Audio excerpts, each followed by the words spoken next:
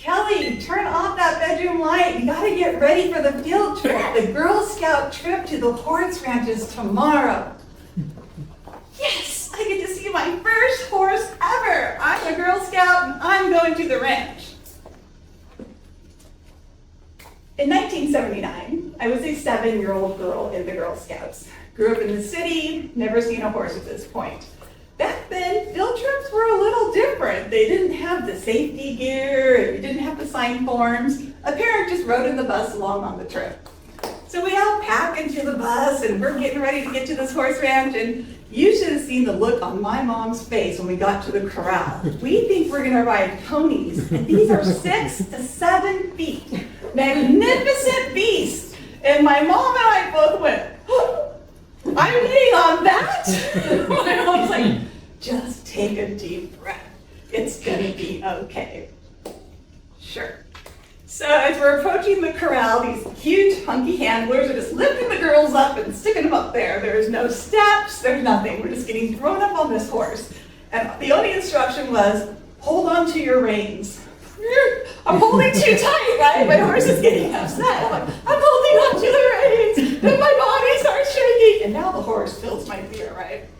I don't know what happened. If I pulled the reins too tight or if the horse just got spooked, but I was immediately slammed into the dirt from 6 feet high. My shoulder hits first and I land face first in the dirt in front of all of my friends. Now, how many of you ever been around a 7-year-old girl? Do you know what happened next? I had a good old-fashioned hissy fit. I had an emotional breakdown. I forgot my friends were watching. And the worst part is, I'm in the dirt and I realize the dirt has horse poop in it. No! Get this off me! I think there's poop in my mouth! Help! Help! Everyone is laughing. I am just mortified at this point, right? So I have 2 choices. And this is the funny thing about fate. In my personal life, in my experience, I found that if you don't learn your lesson the first time around, fate will follow you through your life until you get that lesson, right? Like marrying the wrong husband twice or taking the wrong job twice. It's gonna happen. I'm laying down in the dirt. I have 2 choices. Get up and get back on the horse, or run home crying. I chose the latter. I got up, I'm crying, I run out to the corral, and then my mom drops the devastating news.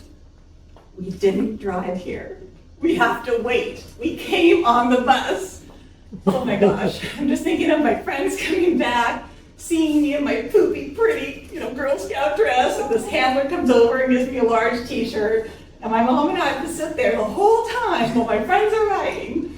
They come back, and I said, okay, that was interesting. Fast forward to this past July. I'm now 53 years old. It's an 85-degree day in Edmond. We're like, this is the perfect weekend to take our trailer to Pacific Beach. Right, we're going to the Pacific Ocean. I'm a California girl. We're driving, and when you're going to Pacific Beach, you are literally on a road with trees on both sides of you for hours. You see nothing but trees. It's just trees, trees, trees. Then all of a sudden, we're getting closer to the beach. Yes. We look out, and there's a fog bank. I'm not talking a little clouds. We are talking a thick, winter-esque, wet cloud bank. You cannot see through it. We get out, we set up the camper, and we're like, well, this isn't any fun. It's too cold to sit outside, and we can't go look at the water because you can't see it. So we decide, okay, what are we gonna do? We're gonna take a drive. So we're in Pacific Beach, the Navy base, and we go up a couple miles to Pacific Shores. And the camp host had said, oh, Pacific Shores is so cool, you can ride your truck on the beach. I'm like, great, I've never driven on the beach, give me the truck. So we're in there and we've got our friends with us and we're going down the beach. Y'all, it was crazy. There are dogs running, there are cars going on the beach. There are people in blankets with fires and hot dogs determined to enjoy their summer. Kids are in bathing suits and it's cold and they can't even see the water. I was just like, wow. Now, what do you think I see next? Horse. I see fate. Yes, ma'am. There is a little horse ranch set up on the beach for kids to ride horses. As we're getting closer, my girlfriend looks at me and said, you know, you said last time you ride a horse it would be on a beach, so you could fall off in the water. So yes, I did say that, but hard pass. I can't see, it's foggy out here. Is anyone not with me on this fog? Then she said, well, this was really sneaky of her. Let's just get out and pet the horses and check it out. She knows I love horses. Okay, so I get out and I see Big Red. He's beautiful, he's docile. The batch of kids are riding in from the next ride and their ponies are just walking and they got helmets on. I'm like, okay, I can do that. I sign up. There's 20 of us gathering now to go out on the next ride. More than half, I would say, are really young kids. I get my helmet on, you know, you gotta do the safety gear and all this stuff now. Had to sign my life away on a waiver. And then we get up to the handler. And I said, can I have Big Red, please? She said, no, ma'am, I'm sorry. We assign horses by height and weight. I'm like, I am a 7-year-old terrified girl who's 5'10". I'm not telling you how much I weigh. And then she looked at me and she said, you're gonna get Luna. And oh my gosh, when she said the name Luna, I knew it was trouble. Can't you see the wild in her eyes? Seriously. I can't get on Luna. She's this big. I have to use a step stool. So I get up on my step stool and I'm on Luna and I'm like, okay, we're gonna do this, right? Did you see that pony walking in with that little kid? We're gonna do that. Pack takes off. My friends are immediately in the front because they've rode horses before. And Luna's doing okay. We're cruising along. And I'm like, okay, I'm doing it. Then all of a sudden we get like almost to the middle of the pack and she starts going crazy. She's bucking her head and she's doing this to me and I'm in the fog. There's only 3 handlers. We're 20 of us. And I'm like, help, I'm on Luna and I can't control her. So the handler comes over. She goes, man, you gotta let go of the reins a little bit. Because Luna's a front pack runner. I'm like, of course she is.